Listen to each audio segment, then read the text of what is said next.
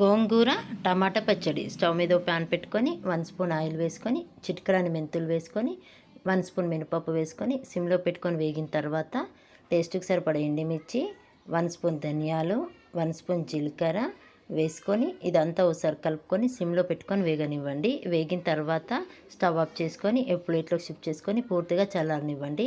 ఇప్పుడు అదే ప్యాన్లో 3 స్పూన్ ఆయిల్ వేసుకొని ఒక కప్పు నిండా ఎర్రగా పండిన టమాటా ముక్కలు వేసుకొని మూత పెట్టేసి పూర్తిగా మగ్గనివ్వండి.